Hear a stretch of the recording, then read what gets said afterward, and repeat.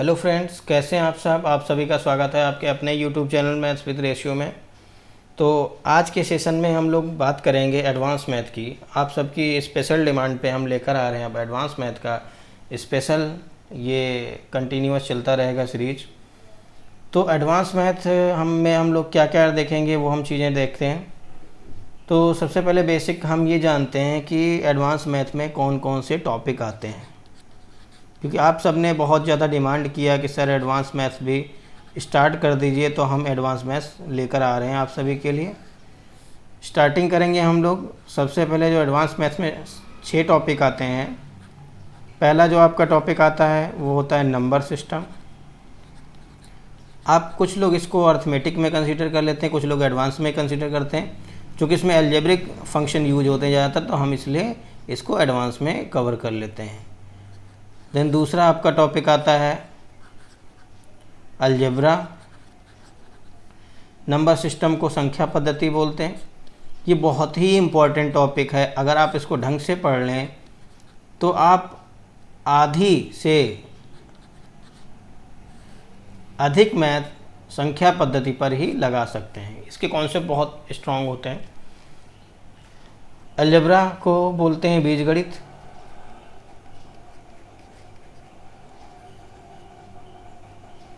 Then इसके बाद में थर्ड टॉपिक आपका आता है ट्राइगोनोमेट्री।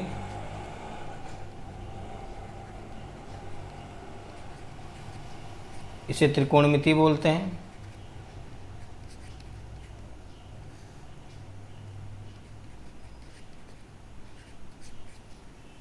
इसी में हम लोग हाइट एंड डिस्टेंस भी कवर कर लेते हैं।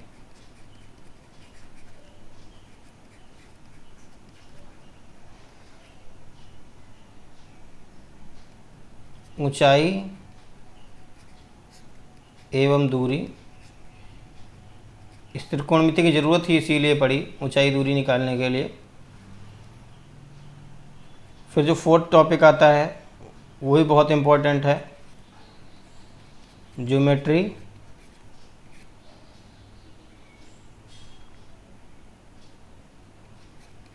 ज्यामिति बोलते हैं इसे।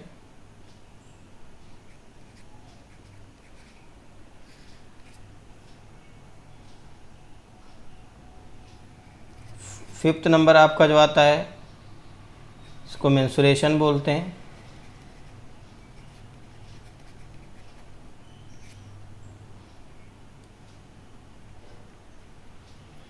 आपका इसमें हम लोग कवर करेंगे क्षेत्र, इसको बोलते हैं हिंदी में क्षेत्रमिति।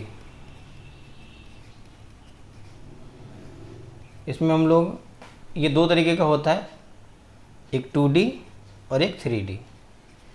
तो 2D में हम लोग एरिया पेरीमीटर कवर करते हैं।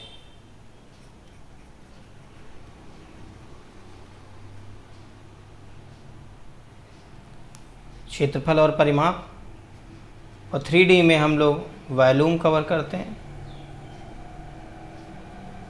और total surface area. Then 6 number पे जो आता है आपका या तो कोऑर्डिनेट ज्योमेट्री।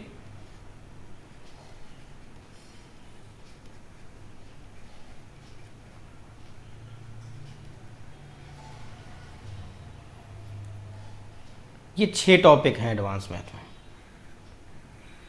तो हम लोगों ने जिस सीक्वेंस में लिखा है इसे हम लोग इसी सीक्वेंस में कवर करेंगे। बहुत ही इम्पॉर्टेंट है। आजकल नंबर सिस्टम से बहुत ज़्यादा क्वेश्चन पूछे जाते हैं, तो आप नंबर सिस्टम को बहुत ध्यान से पढ़ना और यहाँ से आप मैक्सिमम स्कोर करने की कोशिश करना, क्योंकि ये नंबर सिस्टम आजकल TCS इस पे बेस्ड क्वेश्चन बहुत ज़्यादा पूछ रहा। तो हम लोग स्टार्टिंग करते हैं नंबर सिस्टम से। तो नंबर सिस्टम में कौन कौन से टॉपिक आते हैं हम इनको भी कवर कर लेते हैं। तो सबसे पहले संख्या पद्धति में क्या क्या टॉपिक आते हैं उनके नाम लिखते हैं हम लोग।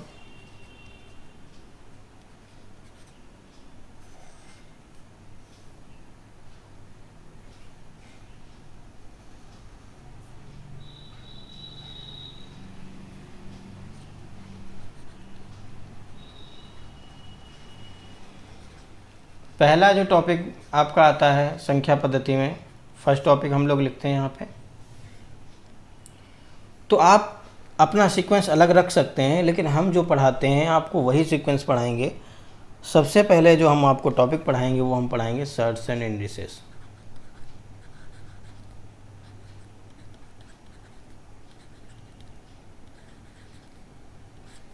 घातांक एवं करणी।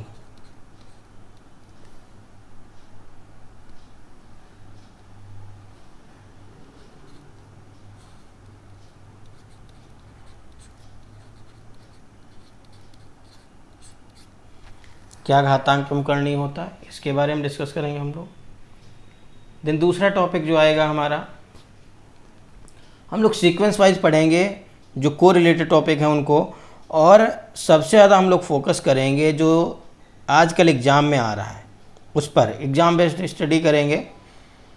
फिर आपका हम पढ़ेंगे नंबर ऑफ फैक्टर्स। इस सब जगह पे बहुत इंपॉर्टेंट है, आजकल बहुत आ रहा है। गुणनखंडों की संख्या।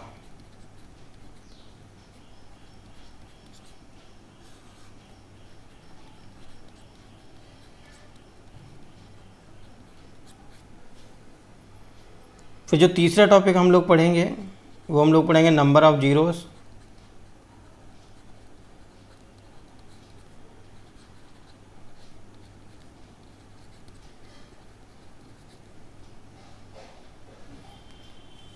शून्यों की संख्या, अंत में शून्यों की संख्या, अंत में शून्यों की संख्या, कितने शून्य आएंगे,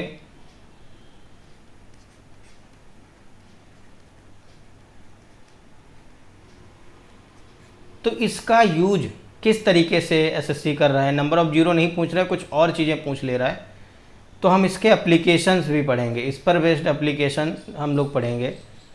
ये आ रहा है एसएससी में, एप्लीकेशंस जो इसके हैं ये आता है एसएससी में, तो हम एप्लीकेशंस को पढ़ेंगे, ठीक है। इसी तरीके ये जो इसमें ट्रिक लगेगी नंबर ऑफ जीरो में, वही इस एप्लीकेशन में भी ट्रिक लगेगी। ओके, चलिए देखते हैं नेक्स्ट टॉपिक हम लोग कौन सा पढ़ेंगे।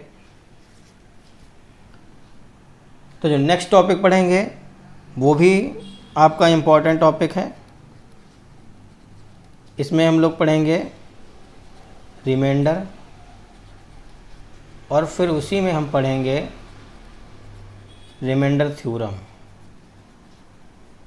पहले हम लोग पढ़ेंगे शेषफल,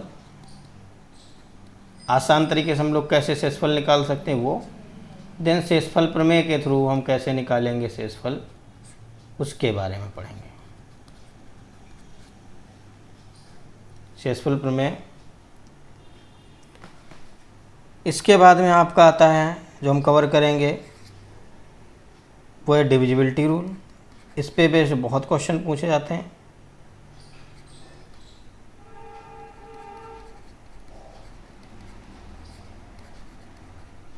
इसको एसएससी बहुत पूछ रहा है आजकल, टीसीएस खासकर, डिविजिबिलिटी रूल।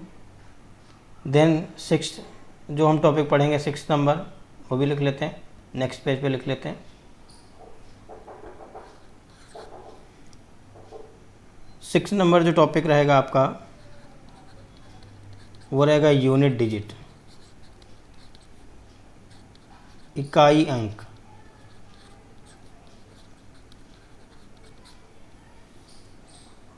फिर इसके बाद में आप इस वीडियो को शुरुआत से अंत तक अवश्य देखना, आपको बहुत बेनिफिट मिलेगा। क्या क्या सिलेबस में नंबर सिस्टम के, यही लोगों को क्लियर नहीं होता है पहले तो। फिर हम लोग इसके बाद पढ़ेंगे एलसीएम एचसीएफ, लघुत्तम समापवर्त और महत्तम समापवर्त।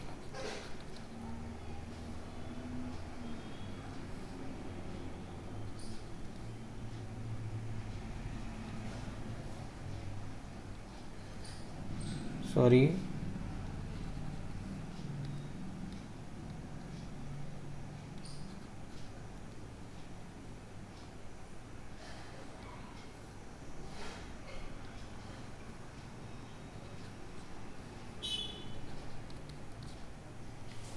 लघुत्तम समापवर्त, महत्तम समापवर्त। नेक्स्ट टॉपिक रहेगा इसके एप्लीकेशन, एप्लीकेशंस ऑफ एलसीएम। ये भी बहुत इंपॉर्टेंट टॉपिक है।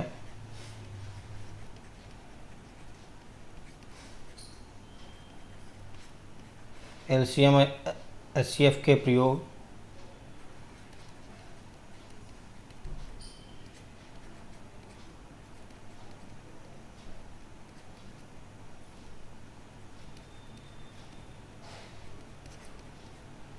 इसको बहुत कम लोग कर पाते हैं attempt. Application of LCM HCF बहुत ईजी है। इसको हम आपको ऐसे बताएंगे कि आप को थ्योरम्स की ज़रूरत नहीं पड़ेगी, आप ऑप्शन से और क्वेश्चन देख के ही आंसर मार्क कर सकते हैं। ओके, देन जो हम लोग नेक्स्ट टॉपिक पढ़ेंगे इसी नंबर सिस्टम में, वो हम लोग पढ़ेंगे कंपैरिजन।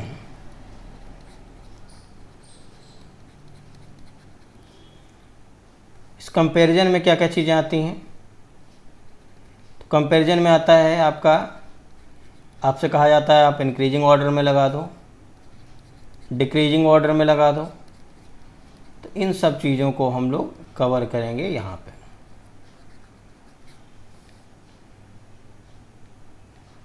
तुलना, घटता हुआ क्रम, बढ़ता हुआ क्रम, आरोही क्रम, अवरोही क्रम, क्लियर।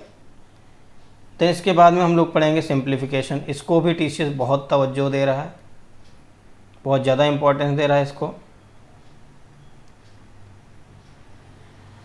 सिंप्लीफिकेशन को बहुत ज़्यादा इम्पोर्टेंस दे रहा है। ऐसा कोई सेट नहीं बनाया है टीसीएस ने जिसमें सिंप्लीफिकेशन का क्वेश्चन ना डाला हो। इसमें हम लोग पढ़ेंगे वी वॉडमॉस रूल। तो जो नेक्स्ट टॉपिक आएगा आपका, नेक्स्ट पेज से लिख लेते हैं क्योंकि तीन चार टॉपिक बचे हुए अभी। अब जो आपका टॉपिक आएगा, हम लोग पढ़ेंगे बार डेसिमल।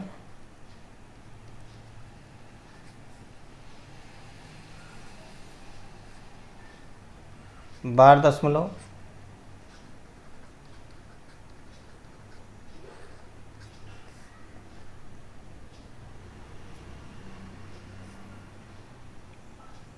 नेक्स्ट टॉपिक पढ़ेंगे हम लोग स्क्वायर रूट, क्यूब रूट। तो जो स्क्वायर रूट होता है, सबसे पहले हम लोग तो स्क्वायर रूट में देख लेते हैं। स्क्वायर रूट को हम लोग दो तरीके से कैटेगराइज कर सकते हैं, एक नॉर्मल स्क्वायर रूट, दूसरा एक ये परफेक्ट नंबर दिया गया हो उसका स्क्वायर रूट निकालना है। फिर परफेक्ट नंबर में ही स्क्वायर रूट निकालना होगा, लेकिन अलजेब्रिक स्क्वायर रूट होगा।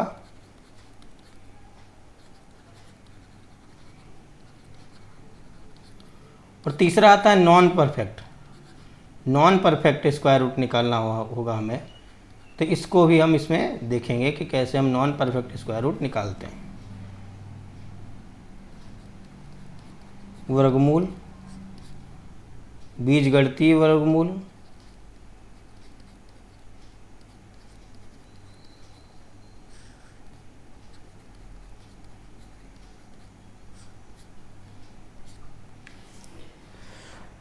फिर 13 नंबर जो टॉपिक है हम लोग पढ़ेंगे यहाँ पे क्यूब रूट,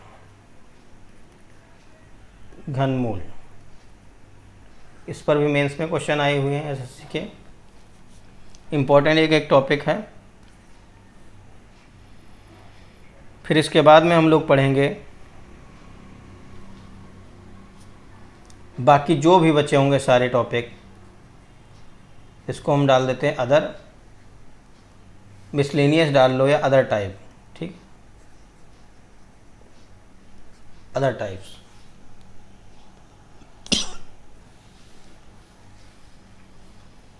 तो ये तो हो गया आपका टॉपिक नेम, जो जो हम लोग नंबर सिस्टम में कवर करेंगे। तो पहला आपका है सर्ट्स एंड इंडिसेस, घातांक एवं करणी। दूसरा है नंबर ऑफ फैक्टर्स, गुणनखंडों की संख्या। फिर number of zeros at the end पढ़ेंगे हम लोग। फिर पढ़ेंगे रिमाइंडर और remainder theorem, divisibility rule, unit digit, LCM HCF, application of LCM HCF, comparison पढ़ेंगे, देन सिंप्लीफिकेशन पढ़ेंगे, और फिर पढ़ेंगे हम लोग bar decimal, square root, algebraic square root, cube root और अदर टाइप्स, सारे हम लोग यहाँ पे कवर करने वाले हैं। इसमें बहुत ज़्यादा पूछा जाता है आपका क्वेश्चन। तो आज के सेशन में हम लोग शुरू करते हैं सबसे पहले सर्ट्स एंड इंडिसेस से। तो सर्ट्स एंड इंडिसेस में हम लोग क्या क्या चीज़ें कवर करने वाले वो हम लोग देख लेते हैं। तो घातांक एवं करणी जो होता है इसमें क्या क्या चीज़ें आती हैं। तो सबसे पहले तो आपको ये पढ़ना होगा कि घातांक किसे कहते हैं, करणी किसे कहते हैं।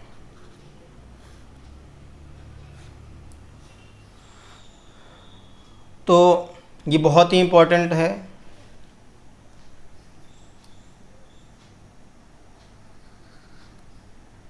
जो घात होती है उसको घातांक कहते हैं। जैसे 4 की पावर 5, तो 5 हो गया आपका घातांक। करणी मतलब जो रूट के अंदर लिखा गया होता है, जैसे ये लिखा गया है आपका 7 लिख दिया, तो ये लिखा जाएगा 7 में लिखा जाएगा करणी की घात 3, इसको कहेंगे करणी की घात 3, इसको कहते हैं करणी। ओके, तो कंटिन्यू करते हैं। पहले कुछ रूल देख लेते हैं कि क्या क्या यूज होते हैं उसमें। आप लोग बिल्कुल बोर मत होना, जैसे मैं रूल्स ख़त्म करूँगा देन आपको बहुत ही अच्छे अच्छे क्वेश्चन मैं देने वाला हूँ, बहुत ज़बरदस्त आपकी प्रैक्टिस करवाने वाला हूँ। चूँकि ये बेसिक है तो हम उन सब स्टूडेंट्स के लिए भी लेकर चल रहे हैं जो बिल्कुल नए हैं। उनको अगर नहीं समझ में आएगा तो फिर वो कैसे फॉलोअप करेंगे, इसलिए हम पूरा फुल डिटेल में बता रहे हैं। जैसे मान लो कल को आपको p की पावर x इंटू पी की पावर y लिखा गया हो, तो आप इसमें क्या कर सकते हो, कहा जाता है गुणा में घातें जुड़ती हैं। गुणा में घातें जुड़ती हैं, अगर बेस समान है तो इनकी घातों को ऐड कर दो, तो यहाँ पे आ जाएगा p की पावर x प्लस वाई हो जाएगा। क्लियर है। सेम तरीके से अगर आपसे कहा जाए p की पावर x इंटू पी की पावर y की जगह पे आपको डिवाइड करने को बोल दे, डिवाइड करने को बोल दे, तो ये डिवाइड का साइन लगा दिया। अगर ये लिखा हो तो कहा जाता है डिवाइड में घातें घटती, अगर बेस समान तो हो जाएगा P X minus Y, P की power X minus Y. Clear. अब अगर आपसे ये कहा जाए कि जो बेस है वो तो अलग अलग है, बेस जो है वो अलग अलग है, लेकिन पावर दोनों की सेम है, पावर दोनों की सेम है, तो इसमें क्या करोगे, तो अगर पावर सेम है तो you can combine the base, तो आपका होगा p और q की पावर x कर सकते हो, इसमें कोई फर्क नहीं पड़ेगा। फिर आता है अगर किसी की पावर लिखी गई ऑलरेडी और उसकी पावर लगा दी जाए, उसकी फर्दर पावर लगा दी जाए, तो ये पावर मल्टीप्लाई हो जाती, ये पावर क्या हो जाती, मल्टीप्लाई। इसको लिखोगे पी एक्स वाई, और इसको इस तरीके से भी लिख सकते हो पी वाई की पावर एक्स, दोनों तो सेम है। यहाँ भी एक्स वाई इंटू होगा और यहाँ भी एक्स वाई इंटू होगा, तो आपने कहा यहाँ पे इसको लिख सकते हो पी की पावर एक्स वाई। क्लियर। तो कहा जाता है अगर किसी की पावर लगी देन उसकी भी पावर लगा दी जाए, तो आपका जो मान आएगा वो पावर मल्टीप्लाई हो जाएगी। अब अगर कहीं पे करणी में लिखा गया हो, लाइक इस तरीके लिखा गया है, पावर n लिखा गया है p की पावर, तो आप इसको 1/n लिख सकते हो, p की पावर 1/n। क्लियर है यहाँ तक। अब जैसे आपसे कहा जाए, यहाँ पे लिखा गया है n, यहाँ पे लिखा गया है p की पावर m, तो आप इसको लिख सकते हो p, आप इसको सिंपल लिख सकते हो p की पावर m और उसकी power 1/n। Then after that आप जानते हो कि आप इसको क्या करोगे, पावर मल्टीप्लाई हो जाएगी, तो फिर फर्दर इसको लिख सकते हो आप p की power m divide by n। Okay, और साथ में एक और आपको मान याद करना है, वो ये कि कोई भी बेस हो अगर उसकी पावर 0 हो,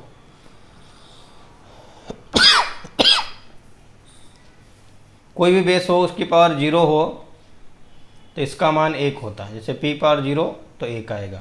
अगर मैं कल को q की पावर 0 कर दूं तो भी 1 आएगा। अगर मैं कुछ भी लिख दूं यहाँ पे 407 लिख दूं, इसकी पावर 0 कर दूं तो इसका मान क्या आएगा? 1 ही आएगा। ओके, तो ये तो बेसिक था। अब हम लोग प्रोसीड करते हैं। अब हम लोग क्वेश्चन लगाने वाले हैं। तो सबसे पहले सबसे आसान क्वेश्चन लेते हैं जो एसएससी में पूछा जाता है, बहुत ही धड़ल्ले से पूछा जाता है। कहा जाता है कि आप वैल्यू बता दो √3, देन इसके अंदर भी √ लगा दिया इसने 3, देन इसके अंदर भी √ लगा दिया 3, देन √3 डॉट डॉट डॉट, ये इनफाइनाइट तक। कहा जाएगा इसका आंसर बता दो। तो अगर इसका मान हम कह रहे हैं निकालना है, तो आपने कहा इसका मान हम मान लेते x है, तो इस x का मान आएगा जो यहाँ पे रूट में लिखा गया वही मान आ जाएगा। सिंपल सा सेम नंबर आंसर रहेगा, यहाँ पे सेम नंबर आंसर रहेगा। दैट मीन्स x का मान 3 हो जाएगा। ओके, क्यों ऐसा हो रहा है हम आपको जनरल फॉर्म बता दे रहे हैं, अभी प्रैक्टिस भी करा देंगे। तो पहले हम जनरल फॉर्म देख लेते हैं। जनरल फॉर्म कोई एक ले लेते हैं। जैसे आपसे कहा जाए अगर x बराबर √a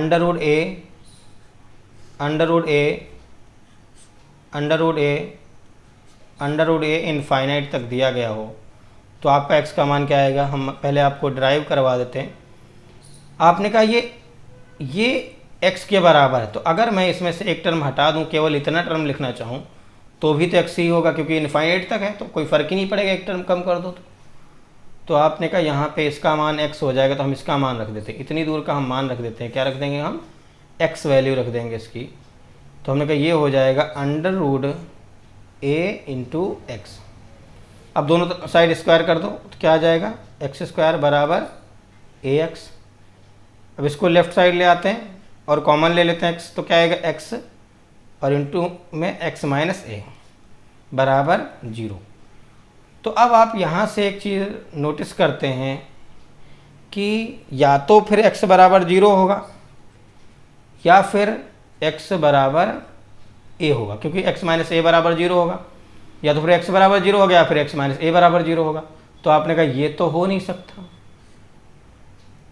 ओके, तो अब आपका क्या मान बचा? x बराबर a बचा। इसीलिए आपका जो वैल्यू है वो क्या होगा? x बराबर a हो जाता है। दैट मीन्स यहाँ पे जो भी वैल्यू लिखी गई होगी वही वैल्यू उसका आंसर हो जाएगी। ठीक है, जैसे एक एग्जांपल और ले लेते हैं हम। हमने कहा अगर मान लो x का वैल्यू निकालना है और ये यहाँ पे इन्होंने कह दिया √5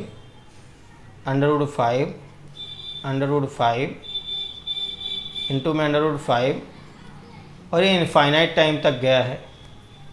तो अगर आपको इसका x का मान निकालना है तो आप तुरंत x का मान आंखें बंद करके लिख देना 5 आएगा, क्योंकि यहाँ पे क्या होना चाहिए?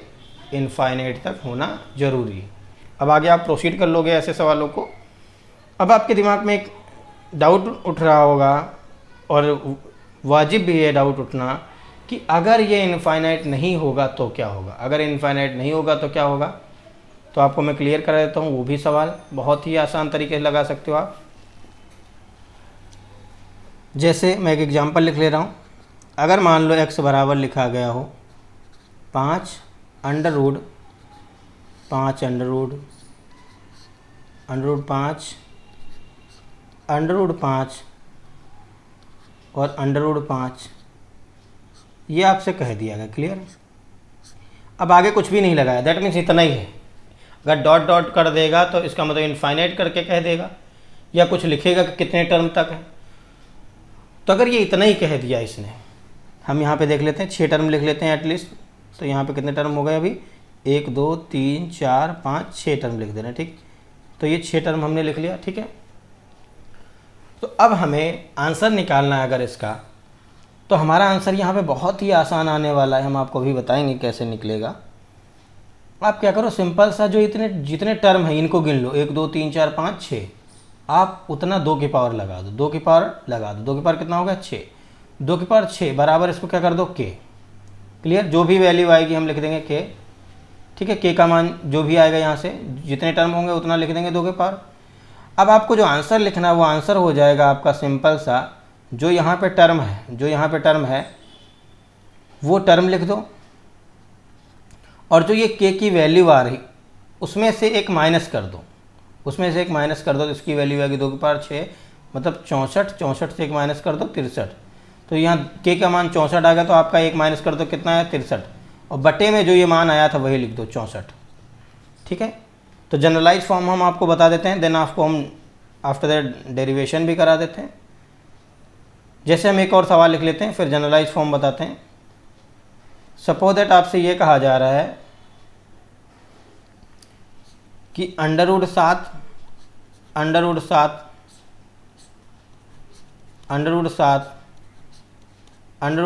का मान कितना होगा, तो आपने देखा यहाँ पे कितनी बार 7 आया, 4 बार। इसका मतलब 2 की पावर 4 लिख दो, 2 की पावर 4 कितना हो गया 16, ये मान क्या होगा k के बराबर। तो आपका जो आंसर रहेगा वो रहेगा 7 की पावर, इस k में से 1 माइनस कर दो तो 16 में 1 माइनस किया कितना 15 बटे कितना 16, यही आपका आंसर हो गया। ओके, अब कैसे हम इसको निकालते हैं, हम एक बार आपको जनरलाइज फॉर्म बता देते हैं, देन आफ्टर दैट उसका डेरिवेशन करा देते हैं। तो जनरलाइज फॉर्म अगर हम देखें तो आपने कहा अगर मान लो कल को हमको दिया जाए सवाल कुछ इस तरीके से, a under root A dot dot dot n times तक दिया जाए, पहले इनफाइनाइट तक होता था अब n टाइम्स तक का है। तो अगर ऐसा दिया गया हो तो इसका जो मान आएगा, जो इसका आंसर आएगा वो सिंपल सा आ जाएगा a की power k minus 1 divide by k, a की power k minus 1 divide by k, और ये k क्या है वो हम लिख लेते हैं, जहाँ k जो है वो सिंपल सा 2 की पावर क्या होगा, जितने टाइम्स आया कितनी n बार, तो 2 की पावर n, जो k है वो 2 की पावर n है। इसको बहुत सारे लोग ऐसे लिख लेते हैं, a की पावर 2 की power n minus 1 divide by 2 की पावर n। हम भी ऐसे लिख सकते थे लेकिन हमने ऐसे इसलिए नहीं लिखा, क्यों, क्योंकि कुछ लोग ये लिखते लिखते भूल जाते हैं और वो लिख देते हैं 2 की पावर n और माइनस 1 यहाँ पे होना चाहिए, और वो माइनस 1 कहाँ कर देते हैं यहाँ पे, और डिवाइड बाई 2 की पावर n कर देते। तो अगर ये लिख देंगे गलती से तो क्या हो जाएगा, दिक्कत हो जाएगी। इसीलिए हमने आपको फॉर्मेट ही अलग याद करा दिया, हमने आपको फॉर्मेट के फॉर्म में याद कराया, अब आपसे कभी भी मिस्टेक नहीं होने वाली। क्लियर, एक एग्जाम्पल हम प्रैक्टिस कर लेते हैं, then after the next type पे प्रोसीड करते हैं। जैसे आपसे कल को ये कहा जाए कि आप वैल्यू निकाल दो अंडर रूट 11 इंटू में अंडर रूट 11 इंटू में अंडर रूट 11 इंटू में अंडर रूट 11 इंटू में अंडर रूट 11, बस यहीं पर रुक गए। अगर आपसे ये कहा जा रहा है आप इसका वैल्यू निकाल दो तो आप तुरंत लिख दो 11 के पावर कितना, आपने कितनी बार आया 11, 1 2 3 4 5 बार, तो आपने कहा 5 लिख दो, 2 की पावर 5 लिख दो, तो 2 की पावर 5 जो है वो k का मान आ जाएगा, ये कितना 32 आया, 32 का मान किसका है k का, तो k से 1 कम कर दो, 32 से 1 कम कर दो कितना 31 बटे में कितना 32, यही आपका आंसर हो गया। आप समझ चुके होंगे यहाँ तक, हमें उम्मीद है। अगर आपको कोई भी चीज़ नहीं समझ में आई तो आप कमेंट करके अवश्य बताएं, ताकि हम आपको नेक्स्ट सेशन में उसे क्लियर करा दें। देखते हैं, अब हम लोग प्रोसीड करते हैं अगले टाइप पे। तो जो अगला टाइप है वो भी बहुत ही इम्पोर्टेंट टाइप है और बहुत ज़्यादा पूछा जाता है। पहले हम इसका आसान वर्जन देखते हैं। आपसे कहा जाएगा under root 12 plus under root 12 plus under root 12 plus under root 12, इसका वैल्यू निकाल दो आप, इनफाइनाइट तक है ये। आपसे कहा जा रहा है इसका वैल्यू निकाल दो, कितना आएगा। तो ये x है मान लो, तो आप यहाँ पे क्या करना, आप सिंपल सा इस 12 के टुकड़े करना, 12 के टुकड़े करना, और ऐसे दो टुकड़े करना जिनके जो टुकड़े हैं उनका अंतर कितना आ जाए, 1 आ जाए।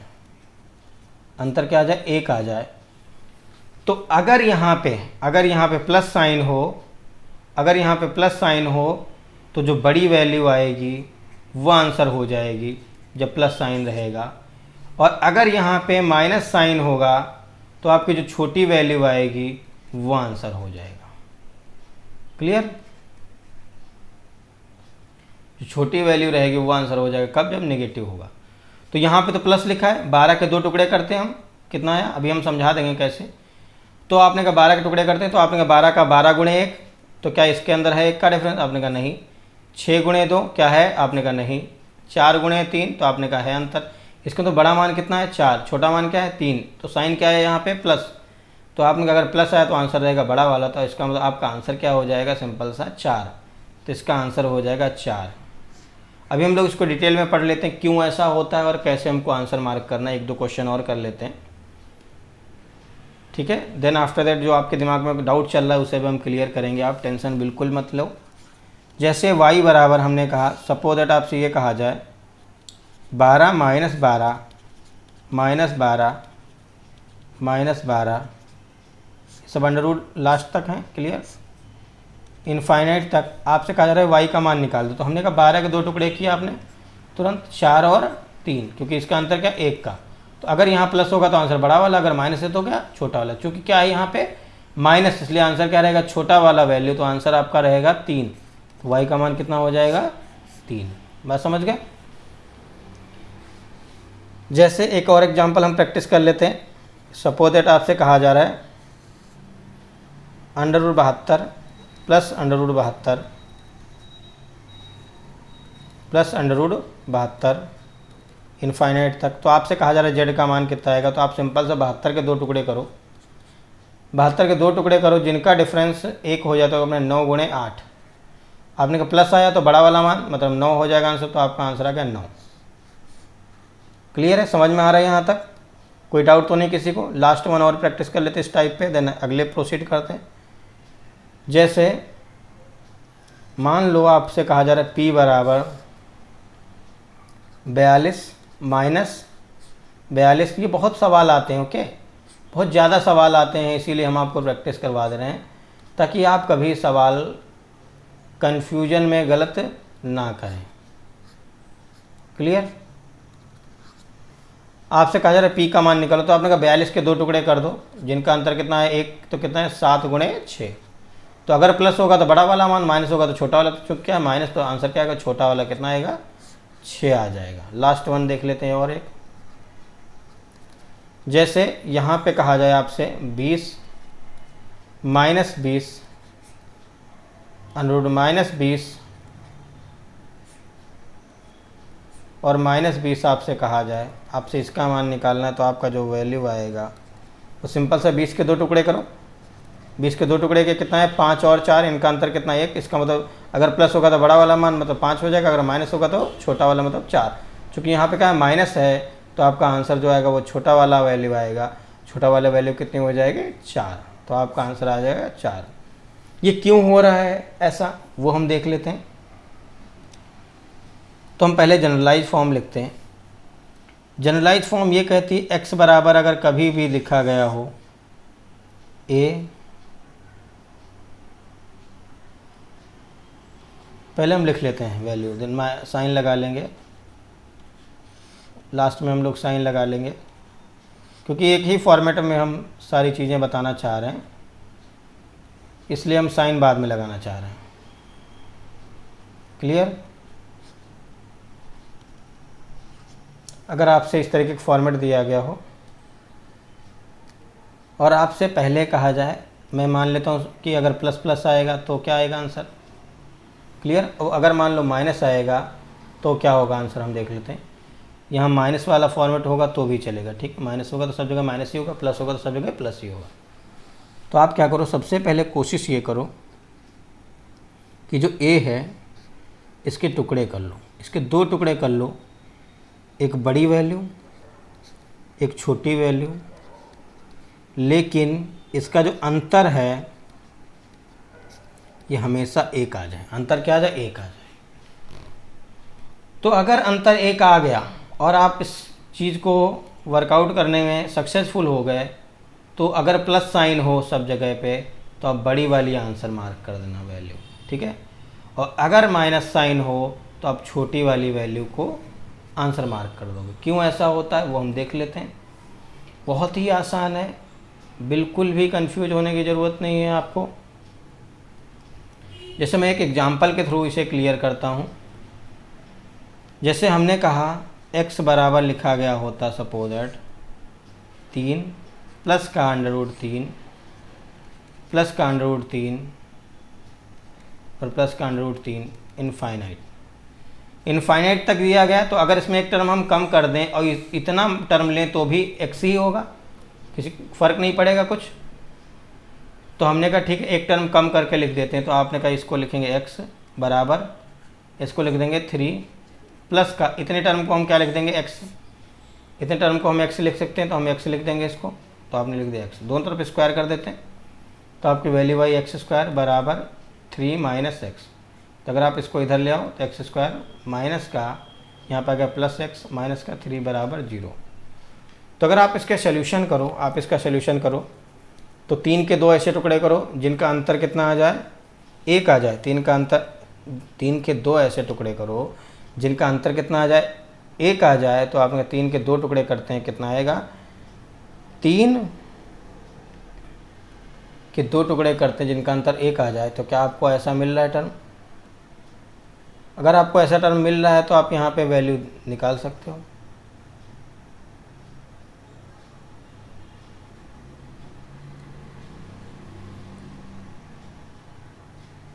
तो हम यहाँ पे एक एग्जांपल ले लेते हैं। सबसे पहले आसान तो एक एग्जांपल ले लेते हैं आसान।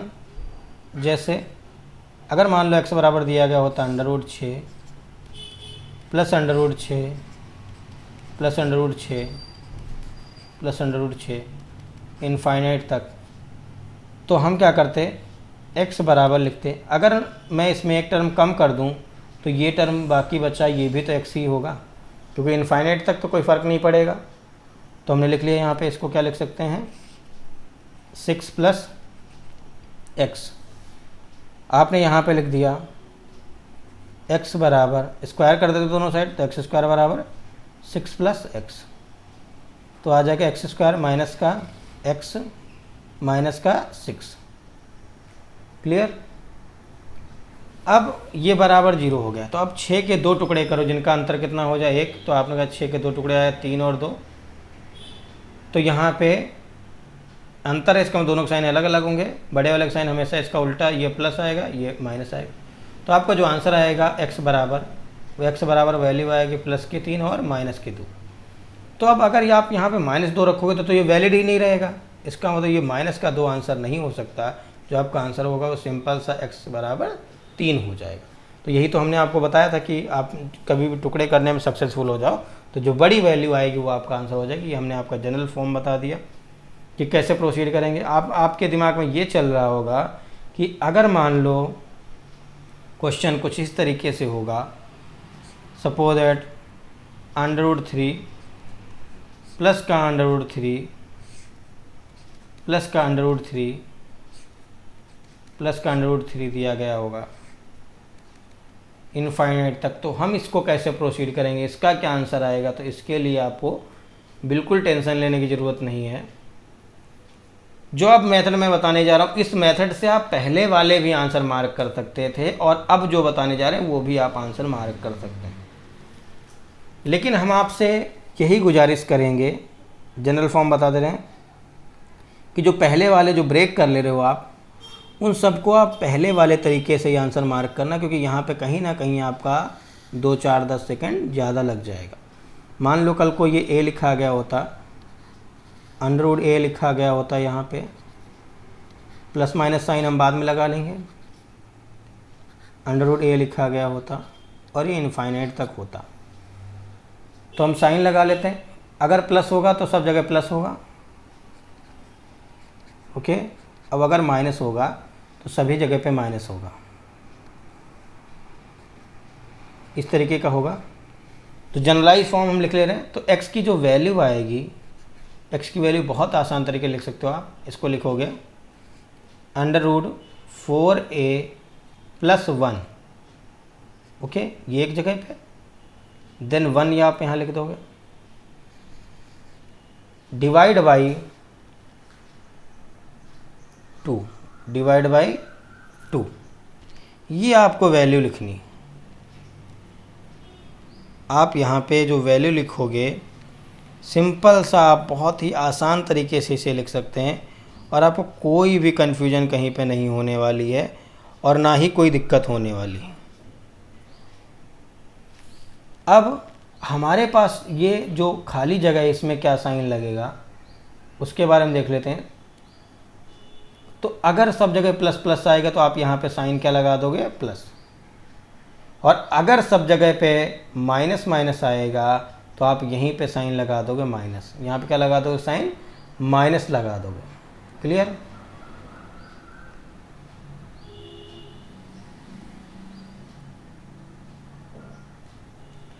तो अब आपको हम बता देते हैं कि इसका आंसर कैसे लिखोगे। आप लिखोगे x बराबर, सिंपल सा लिखोगे 4a+1 और यहाँ पे 1 लिखोगे, डिवाइड बाई 2 लिखोगे। अब यहाँ बीच में जो गैप छोड़ा है हमने, वहाँ पे साइन कुछ नहीं लगाया, उसका साइन किस तरीके लगाओगे।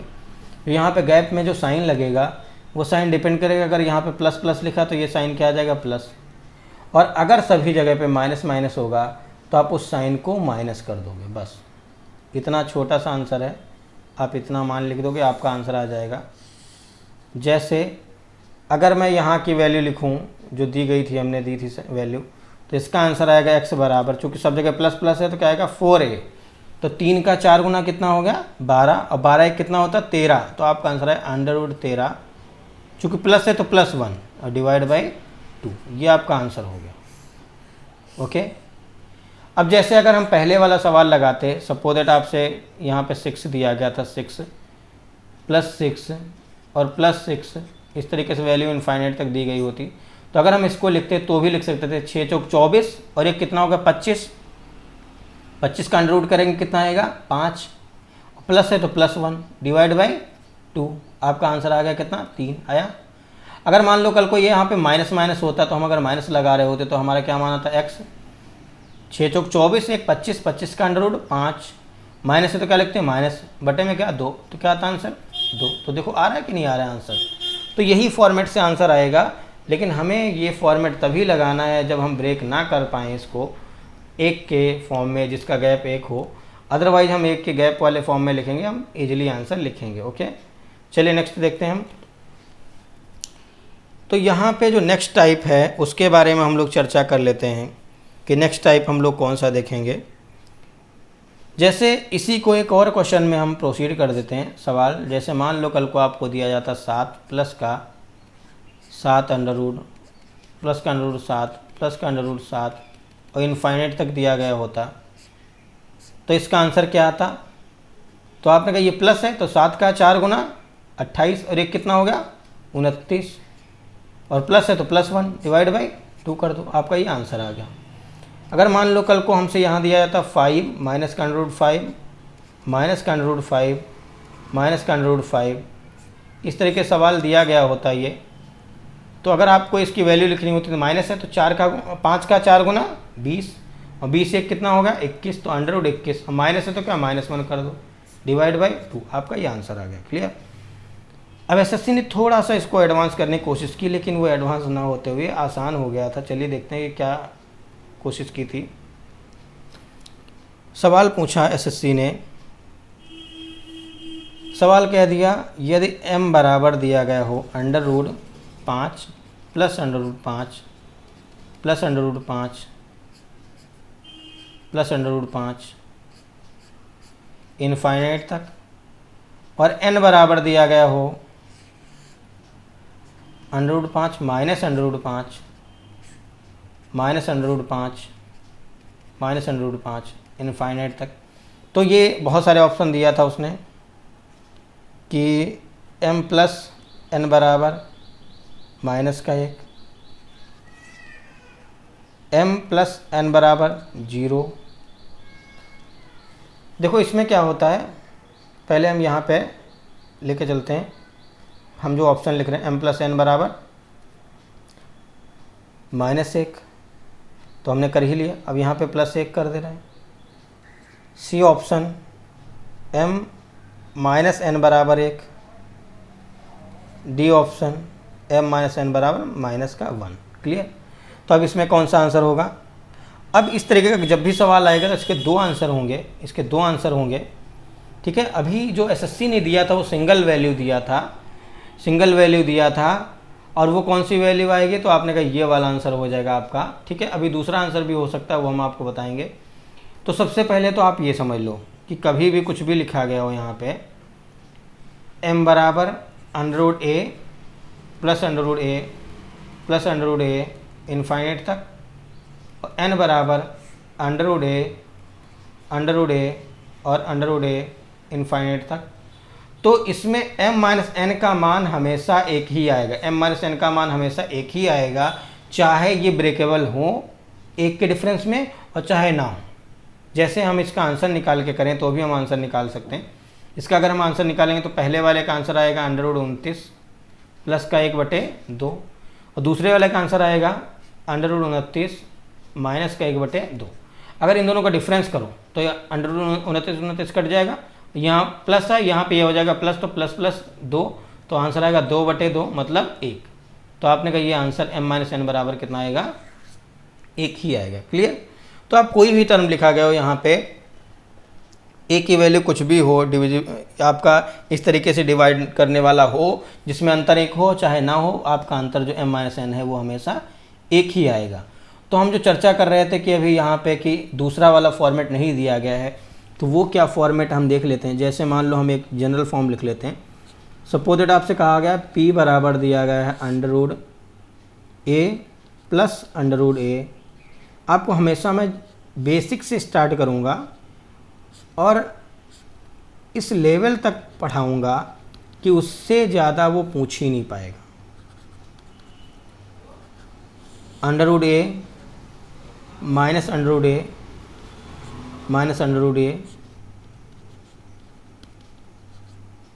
इस तरीके से दिया गया है।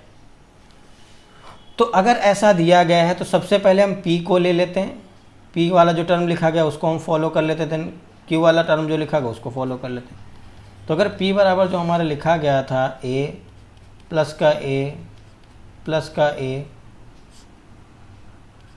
प्लस का a, ये इनफाइनाइट टाइम तक दिया गया, तो इसको हम लिख सकते हैं p प्लस √a और प्लस इसको p लिख सकते हैं। इतनी दूर को हम क्या लिख सकते हैं? p, क्योंकि एक टर्म अगर कम कर देंगे तो कोई फ़र्क नहीं पड़ेगा क्योंकि इनफाइनाइट टर्म है। तो आपने इसको होल स्क्वायर कर लिया, p² बराबर a प्लस p आ गया। तो यहाँ से अगर आप वैल्यू निकालें, अगर आप यहाँ से वैल्यू निकालना चाह रहे हैं तो आप ईजिली इसको लिख सकते हैं। क्या लिख सकते हैं? p² माइनस p बराबर a। क्लियर। अब हम दूसरे फॉर्मेट को फॉलो कर लेते हैं। अब हम अगर दूसरे वाले फॉर्मेट को फॉलो करते हैं, दैट मीन्स हम q वाले को फॉलो करते हैं।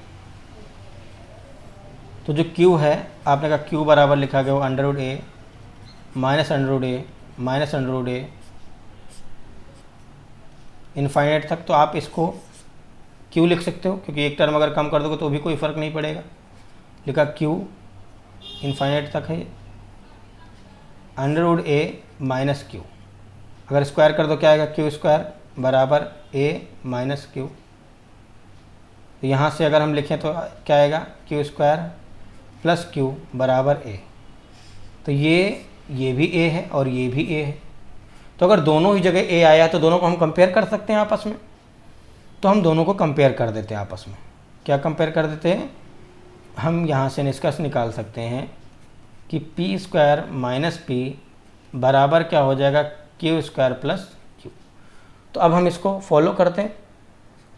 p² माइनस q² इधर ले आते हैं और प्लस यहाँ पे ये क्या बचा? माइनस का p, और ये q आएगा तो ये भी क्या हो जाएगा? माइनस का, बराबर क्या? 0। अब यहाँ से हम फॉलो अप करते हैं तो इसको 2 टुकड़े कर लेंगे, क्या आएगा p प्लस q और p माइनस q। यहाँ पे क्या -1 कॉमन ले लेंगे तो क्या आएगा p प्लस q बराबर 0। तो अब आप यहाँ से दोनों जगह p प्लस q कॉमन ले लो तो क्या आएगा p प्लस q, यहाँ पे क्या आएगा p माइनस q बचेगा टर्म, और यहाँ क्या बचेगा -1 बराबर 0। तो आपने कहा यहाँ से या तो फिर p प्लस q बराबर 0 होगा या फिर p माइनस q माइनस 1 बराबर 0 होगा। तो ये तो हम लोग देख चुके हैं, p माइनस q का मान हमेशा 1 होगा, ये हम देख चुके हैं। लेकिन ये वाला हम नहीं देख रहे हैं, तो ये भी अगली बार एसएससी पूछ सकता है, कभी भी ये पूछ लेगा आपसे कि यदि ऐसा कभी दिया गया तो यहाँ पे एक और टर्म होता है, या तो फिर p बराबर माइनस q होगा या फिर p माइनस q बराबर 1 होगा। क्लियर। तो यहाँ पे एक जो टर्म दिया गया था वो सिंपल सा m माइनस n बराबर 1 वाला दिया गया था, और यहाँ पे अगर मान लो कल को ये m minus n m plus n बराबर 0 लिख देते तो ये भी सही हो जाता, क्योंकि m बराबर क्या होता -n होता, तो ये भी सही हो जाता। तो ये इन्होंने दिया नहीं था, मान लो कल को देते तो ये भी वैल्यू सही हो जाती।